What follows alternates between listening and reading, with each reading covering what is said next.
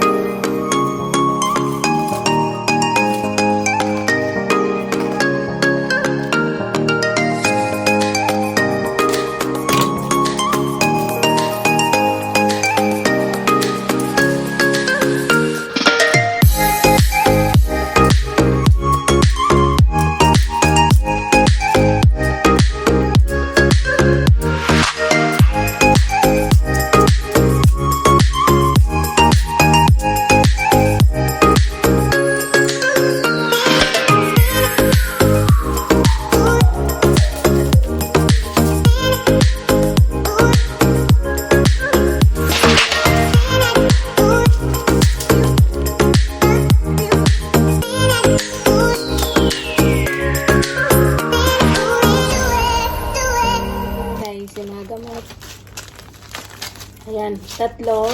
Tapos meron dito, ito isang ano na yung binigay ko.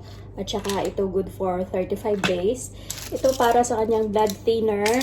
At meron tayong mga extra. Sakaling kumati ang lalamunan, ayan, alam nyo naman yan. Ayan, so ilalagay natin dito. Pag sumakit yung ulo, di ba kompleto?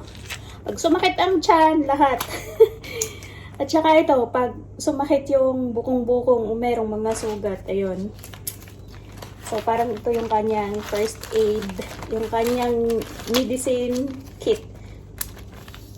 Ayan, diba kompleto? So, ito yung kanyang blood thinner. Ito naman is in case naman na depende sa kanya kung, ewan ko. Ayan. So, lagay natin dito. Ayan, kompleto na yan. Ready for, ano na to? O, diba? Tapos meron yung mga pangalan. Nilagyan ko na din ng mga pangalan. Ayan. So, dapat hindi ka magkakamali kasi mga gamot yan. Hindi na yan tumitingin. Basta na lang kumukuha. At saka, dapat sakto. Kasi pag kumulang, magkakaproblema. So, yan. Thank you so much guys for watching. See you on the next one.